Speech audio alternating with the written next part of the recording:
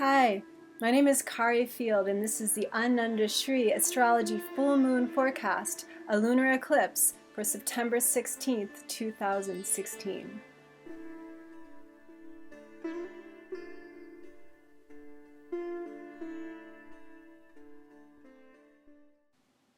So how are you feeling? We are in the depths of eclipse season, and eclipses that bring a great deal often of change and swift movement of energy. Eclipses in Vedic astrology are known to cause chaos and confusion as well. So if you're feeling a little debased or coming loose at the seams, it's not surprising. During eclipses, the shadows, demons, the beings of the shadows, Rahu, the head of the serpent, and Ketu, the tail of the serpent, are, in a sense, energized. For a moment, their shadows are visible. And although this eclipse is not visible in the United States, it is in India and through Europe and parts of Africa and Australia. It's not always advisable to stare into a lunar eclipse, even though it's fascinating. The power of the shadows are to agitate and stir up the soup of karma. The axis themselves, the great snake, Rahu Ketu, serve as a sort of stirring rod to all the world and how we are together, karmically connected on this planet. So when they rear their heads and tail, their energy becomes stronger, and it's often seen in rapid shifts of acceleration and change, and it's felt kind of like instability usually, but it can be great turning points of growth. Decisions can be made, secrets can be revealed, clarity can be had, although it's questionable always what if the clarity is truly the clarity that we seek, because Rahu gives confusion. He's often disguised, you see. So this eclipse especially is affected by Rahu because he is leading the planets in a special formation called Kala Sarpa Yoga, the serpent of time. And so throughout the rest of the year, this Kala Sarpa Yoga will become triggered or inflamed in a sense. And so I feel this eclipse has a special power in the next few months coming up. The eclipse does have a lot of expansive potential and growth. Jupiter is aspecting directly, and there's a lot of Jupiterian influence, which can especially be good right now as Jupiter is in Virgo for enhancing our health, getting improving our routines, and really, in general, growing spiritually. The nakshatra, or the area of the sky this lunar eclipse will happen in, is a particularly transformative one as well, also connected to the power of the serpents, the naga snakes.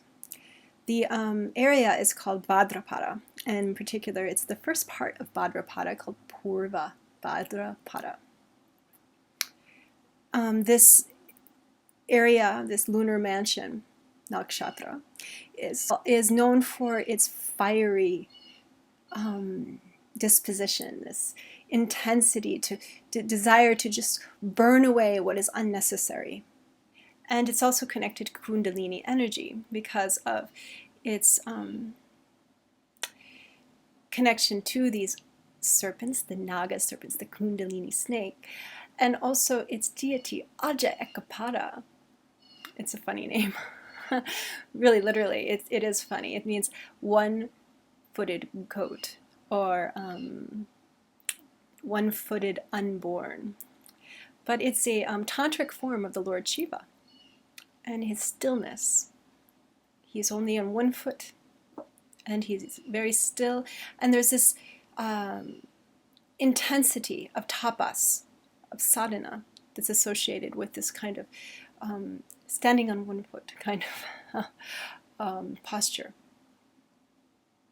So it is a good time for doing the work that's necessary, focusing. As Mercury is retrograde and in a rather powerful parivartana with the sun, this gives a great deal of ability to focus and really assess what is needed in life and what it isn't. So Mars will be shortly moving away, right a day after this eclipse, finally away from Saturn. And his energetic drive, his will and desire to move forward in life will finally be able to be unhindered by this restrictive and intense relationship he's been in with Saturn since basically February. So this is a big deal. I think this lunar eclipse is sort of a door into a new phase where we can really start to move forward. Mercury will go direct a week later or so on the 25th. And so use this momentum. Hold on to it. Don't be afraid to let go of things that just aren't worth your time anymore. And look forward to an increase in energy and possibility as the weeks move on. So, without further ado, my favorite part of this is we are going to consult the tarot cards to see if they have anything to say about this upcoming lunar eclipse and the weeks to come. Okay, just one moment. All right, here we go.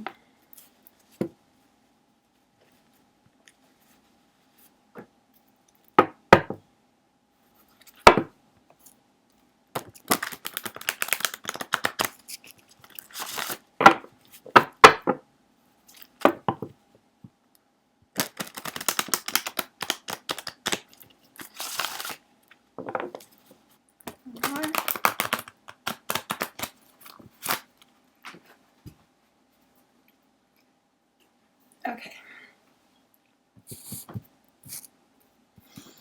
So just one moment, please.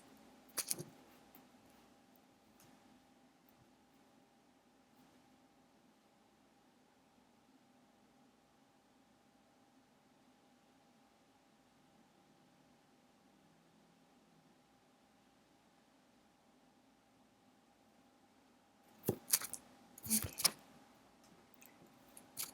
So let's start.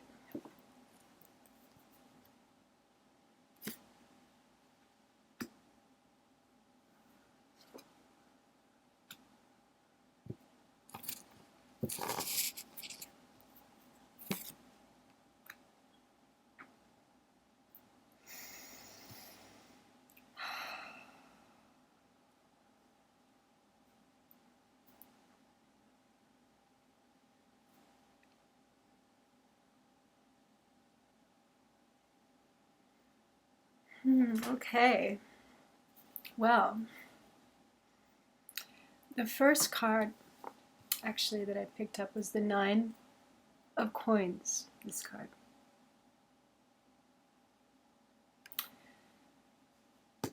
And it's interesting, the last card is also a coin, pentacle. These are cards of the earth, the material realm.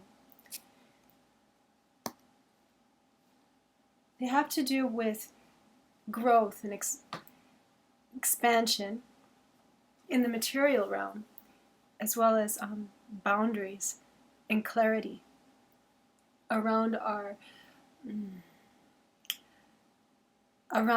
sense of what we own or where we live, who we are even. The very revealing card is the center card, the Hangman. This is a very interesting card. It's funny, you know, it looks like Aja Ekapada, right? The god, the tantric god, the one-footed Shiva, as he stands on one foot. The hangman is doing penance. The hangman is suffering in a way, but he is spiritually making a sacrifice. And it speaks of this point where you're waiting also. You're waiting for something to change. And you're focused and giving out. And there is a sense of losing the connection to who we are, what we belong to, how we own ourselves, our boundaries. And here it's interesting also, you can see the snake there at the bottom. Like the naga snake I was talking about at the root chakra, the kundalini snake, coiled. So altogether, this being placed in between these two very earthy cards, especially this one.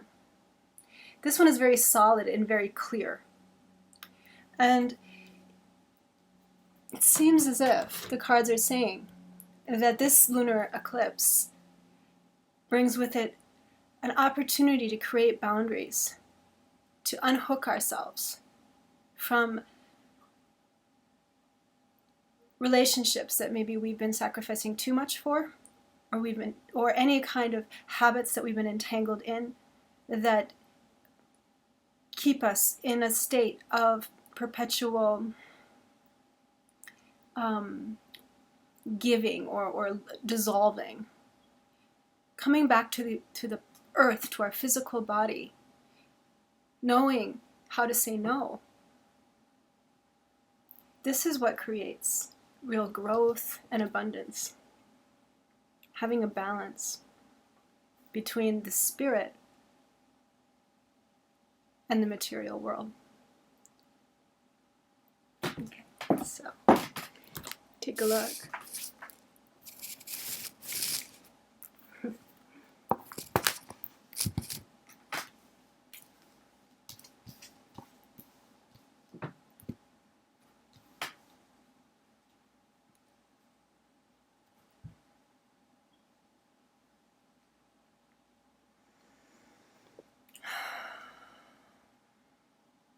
The burning fire of tapas, the yearning to be free from this world, must be balanced as well with the need to ground and to create boundaries of safety and ownership.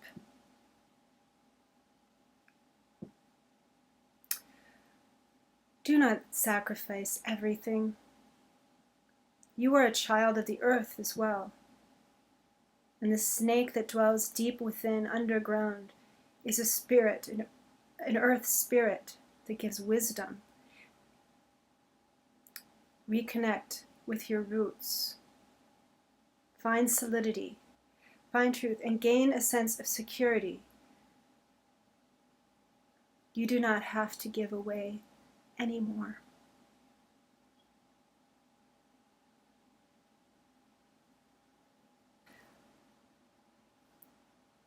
Okay.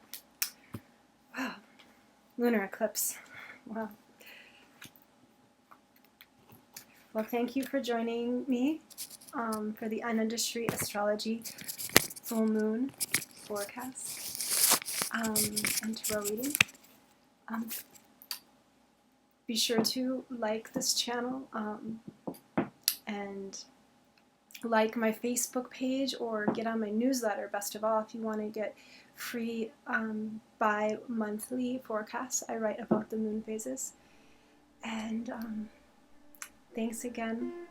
Take care and have an exciting and wonderful month to come, 2 weeks to come. I'll talk to you in a couple weeks.